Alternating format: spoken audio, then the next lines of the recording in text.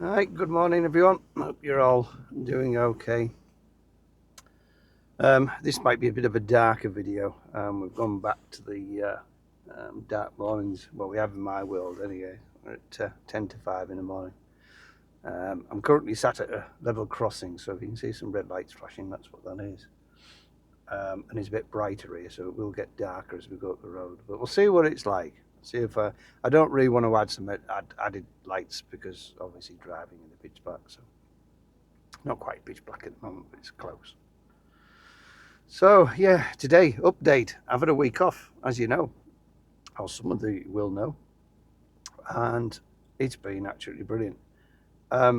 It's given me nearly a whole week, if not a little bit longer, to be honest, because I put some extra days in. I was getting very tired, and I rang up work and said, "Can I put another 2 days in?" So I got the Thursday, Friday off, and then the week. So yeah, I needed it. I needed it. I needed a bit of a detox from the general public, the general people. Nothing wrong with the general public. It just, I needed some time away. And I got it, which was brilliant. I left the house, I think, about 3 times. And then 3 times I'll probably come up as we chat about, my week off. But it was the importance of actually having time for myself and those around me. I needed it. I needed it. So we'll start with Jess because Jess, she was starting to struggle again, and she was due back at the vets on the Monday to have a view of another operation. For you, those that don't know, she's got stage 3 cancer, and she's got she had 2 growths. Most of one got removed a few weeks back, probably a month or so now, actually, to be honest. And the other side, they couldn't do all at once, so she went back to that review. And when I was off over the weekend, she was just laid about. She wasn't really wanting to do anything, and she was getting a bit, panty and what have you. So, anyways, she went to the vets on the Monday. She went back in on the Thursday and had the other operation. The vets were quite confident that it would make her a lot more comfortable. So she's gone through that. So I spent the night with her on the settee downstairs Thursday night, Friday morning, and I was knackered. But, I was off. I'm glad I did. Because she was a bit disorientated, and she woke up a few times. She was looking around as if to say, "Where am I?" And then when she saw me, just laid down the settee, she sort of wagged her tail because I just stick my thumb up at her, and she gave me that little wag of her tail. So yeah, I'm glad I did that, just to give her that bit of, a bit of reassurance. Anyways, they've actually made the cut a lot bigger than last time. It's been a bigger operation, if you like. But barring that, yes, you can tell she's slightly uncomfortable. But she's keen, because when we take her out in the garden, we have to take her out on a lead, because if she sees somebody go past, she'll run down to see him, and we're trying to just, with having a great big wound like that, a great big cut, we don't want to pulling it open, and that's under the vet's instructions. But when she goes out, she's squeaking and going on. What she wants to do is she wants to go for a good run, and obviously she can't, but in her head, that's what she wants to do. So that is positive in our book, that she's wanting to go. So fingers crossed, because this is the final the final go, if you like. If this doesn't work, then we've only got one other decision to make, and how long before that decision, we don't know. So fingers crossed on this one, and if this can give her another year, 2 years of her life, maybe more, then it's been worth it. It was a decision we made it, it's done. So fingers crossed on her. I'll try and keep you updated. I should really do a video of her, but yeah, we'll see. So what else have we been doing? Oh, hedgehogs. Local, we feed hedgehogs in our garden anyway. So we have some visiting. We have a little feeding station.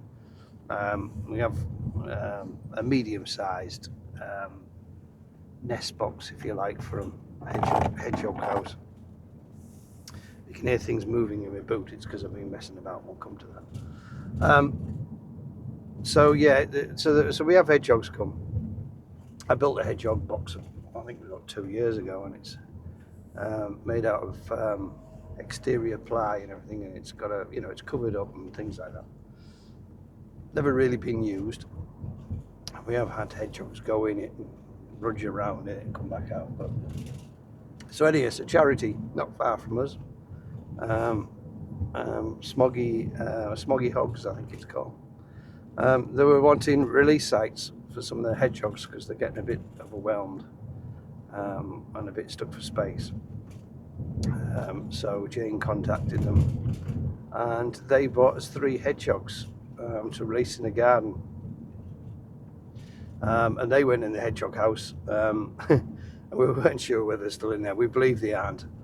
We believe they've all gone. I've got a camera in there, so nothing's moved at all overnight. So when I get back today, after work, I'll just stick my head in there. Oh, we've got to take the dog to the vets first.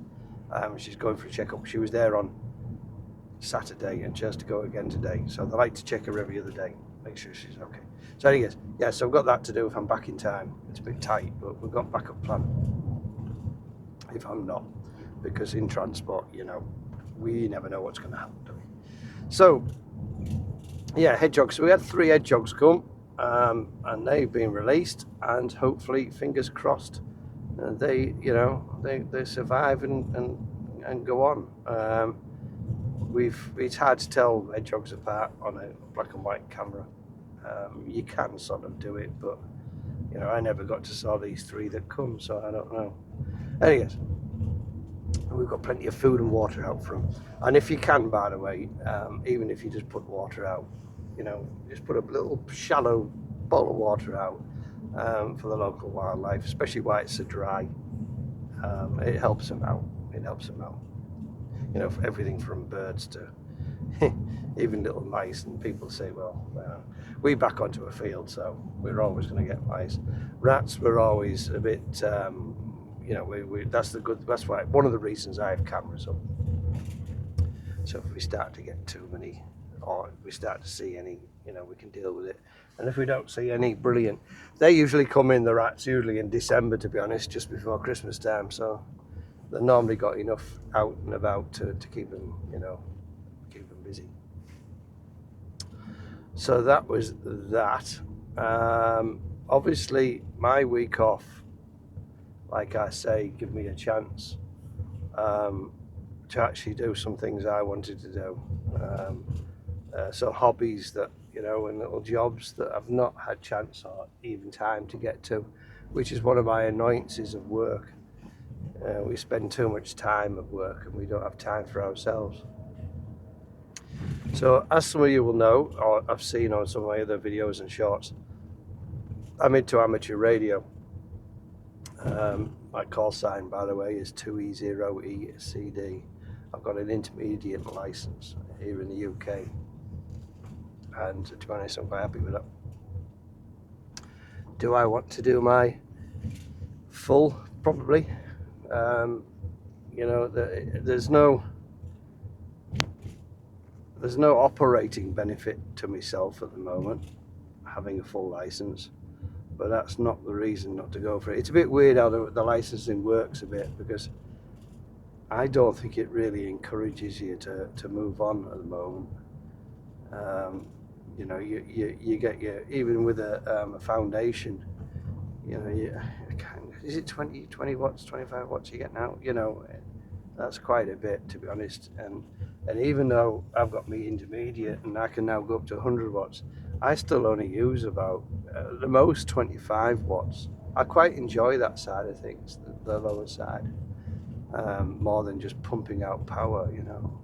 Each their own, of course, but that's me. So I set up the gazebo in the garden because one of the things I've always wanted to do was go portable. Now I know the garden's not quite portable, but bear with me.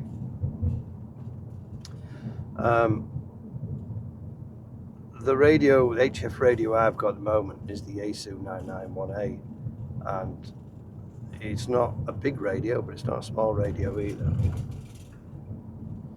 I mean, it is designed to be portable, and we can sort of, you know, use it portable, and I'm going to.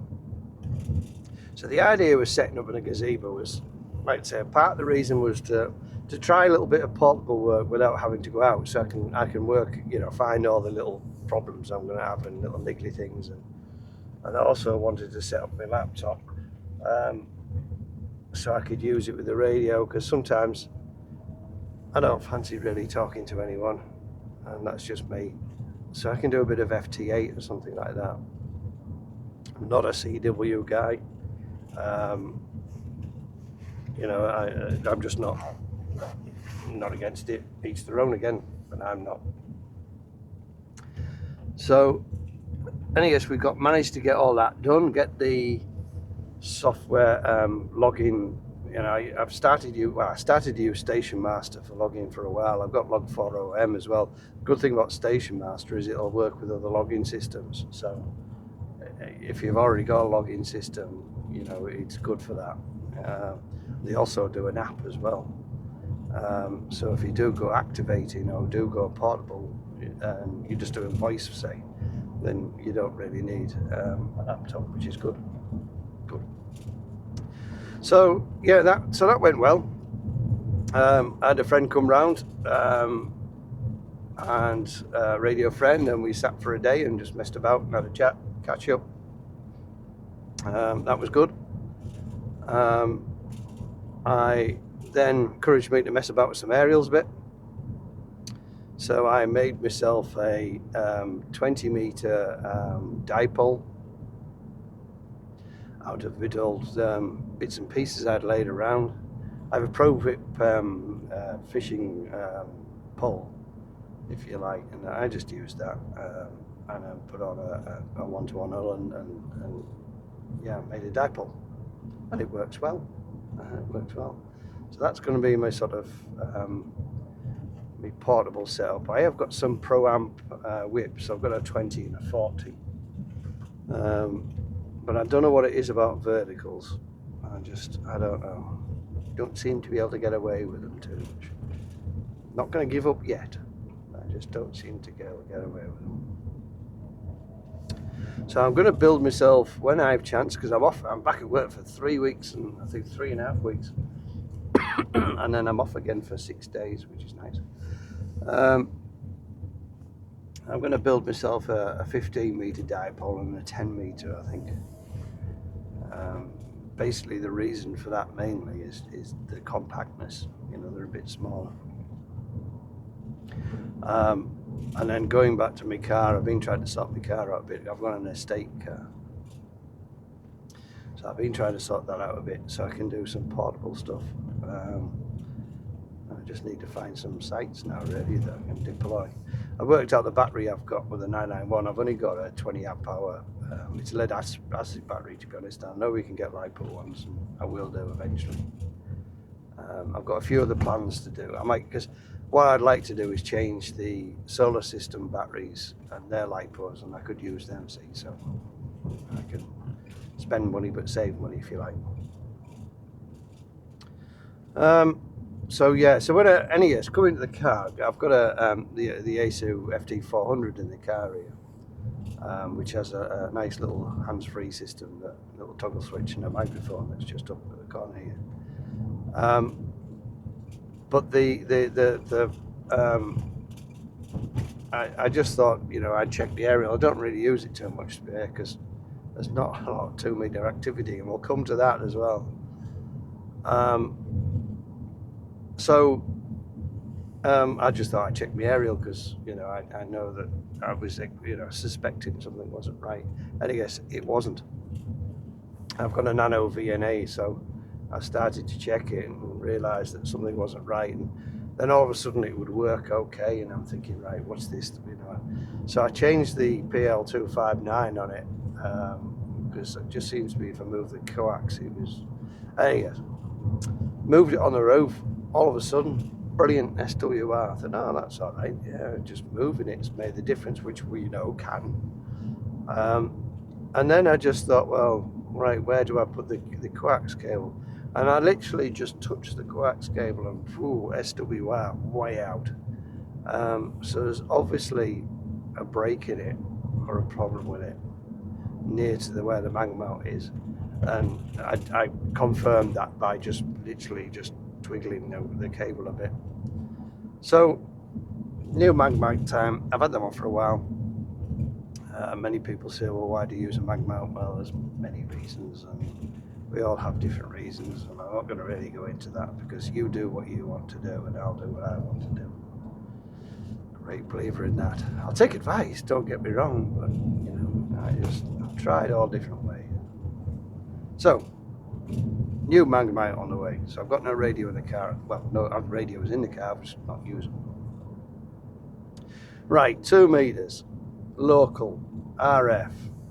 Now then, I've put on the radio and I've listened to our local repeater and I've listened to 2 meters.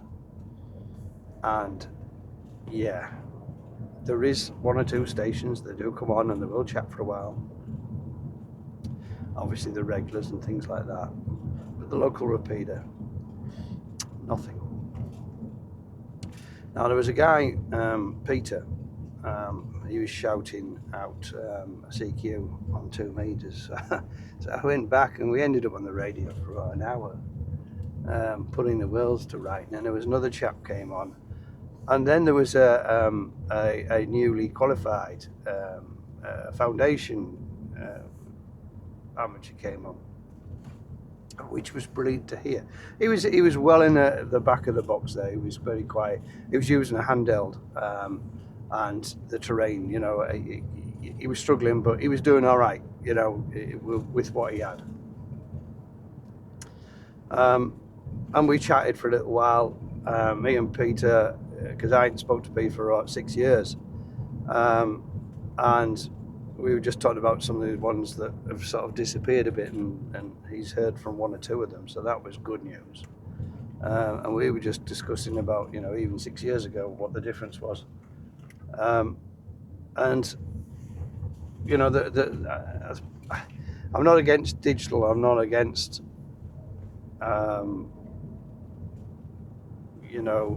internet gateways and things like that, because they're still using RF and they're still for local amateurs. But and this isn't a go if the person is watching this, because it isn't. It proves, or it highlights, I think, what one of the problems is. When we'd finished our conversation, another amateur came in and started talking to this new one and started telling him that what he wants to get himself one of these Pi Stars or one of these hotspots, because that way he can, or these handheld and all that, which, yes, okay, they have their place. They're good for tinkering, they have their place. But the problem is, you are taking away, how is it I thought about putting it? A hotspot allows you to connect to the world, but it'll disconnect you from the locals. And that's a good way of putting it, isn't it? And if we're encouraging everyone to go and use hotspots all the time, then yes, they can talk to the bigger world with a handheld from their home, from the comfort of their armchair. But then they are not connecting with the local amateurs, and then the local repeaters, gateways will just die. I've got 2 gateways. Neither of them really gets used. And it costs me money to run them. And I don't mind that side of it. I try and reduce the cost by having them run on solar, but my point is they cost money. And they are there for local amateurs to use, they're no cost, nothing like that. They're there for the local amateurs to help them connect. And to me, we should be using local infrastructure of amateur radio first, before using hotspots. If your local repeater, ours isn't connected to anything, which, okay, fine. Well, it is connected to other people that are listening, or and they're tuned in that frequency. But what I'm getting at, it's not connected to the internet. A lot of repeaters are connected to the internet, local repeaters, and you can use them. So use them. Give a shout out on 2 meters. That should be your first port of call, not a hotspot. Hotspots, phones are brilliant if you've got no other way of communicating. If you're in a black spot or something like that. I mean, a phone's brilliant if you're in a city and in the office, say, or something like that. I'm not against that side of things, and I'm not. But a hotspot should not be your first port of call. If you're in a retirement home or something like that, and you can't have aerials, and the hotspot's absolutely perfect for you. And yeah, brilliant. If you're on holiday up in in somewhere that struggles, then fine, okay. I'm not against a hotspot. What I'm trying to say is they should not be our first port of call. They should be, one of the last things you go to when trying to make contacts. And I think that's one of the reasons why we're struggling with 2 meters so much, or local amateurs, because they're all connected to these bigger world things. DMR, you can connect and talk around the world, which you can with most, but that takes away from the local. And I think it becomes just ease, doesn't it? Just to sit there in the armchair with a handheld, instead of having to sit in a room and turn a radio and turn some knobs. It's just I can see why people do it. Don't get me wrong, I can see it, but I just think that we need to. Local should be first. If there's something local to you that you can use, like a repeater or a gateway, then we should be using it, because they will disappear. They will, I mean, I'm the same. I have to make sacrifices to my operating to run them gateways, and I'm starting to think, well, why am I making them sacrifices? Because nobody's really using it, and I don't really want to take it away, because if I take it away, then it's not there, is it, to be used, and then we go down that spiral. So what I'm getting at is, if you're a local amateur, use your local infrastructure first, and then go off, and people will say, well, there's nobody ever on. Well, there never will be unless we start making contacts. Okay, so that's that, and hence why I'm going to get this radio back up and running, because then I can use my local repeater on the way home and try and give some shout outs and try and get some activity on it. Let's see what happens. We only can try. Even if I talk to myself in years, as you know. So yeah, that's been my week off. I quite enjoyed it. The weather's been quite nice. I'm trying to think. I've done something else as well. I can't think what it is. But yeah, literally, I've only left the house, and this is what I like.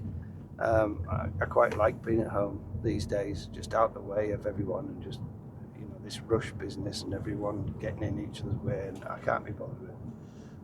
So the only time I went out was to collect Jess from the vets, take her back to the vets. In fact, I think that's been it. I thought I went out 3 times, but it's probably only been twice. And that's been brilliant. That's perfect for me.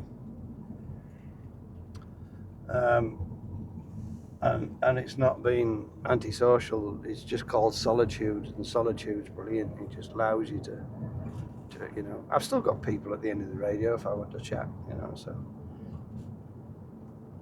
there's that side of it.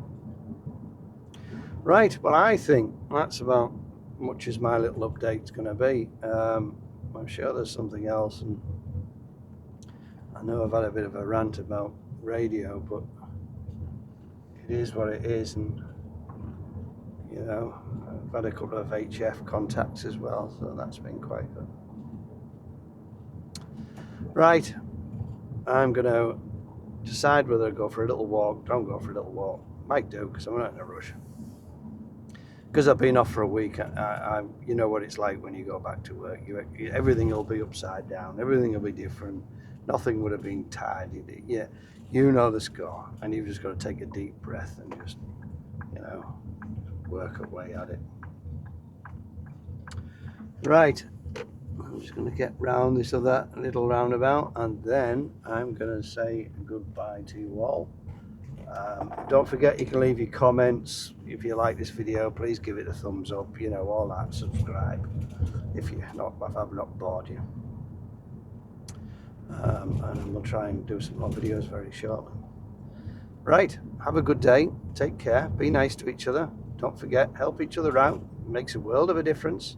Don't forget, it's our environment, and we make the environment what it is. You know, if we go around growling at people, then that's what will happen, and people will growl back at us. Quite simple, isn't it, really? So just try and be nice with each other. Life's a lot easier. Right, okay. We'll catch you all later. See you now.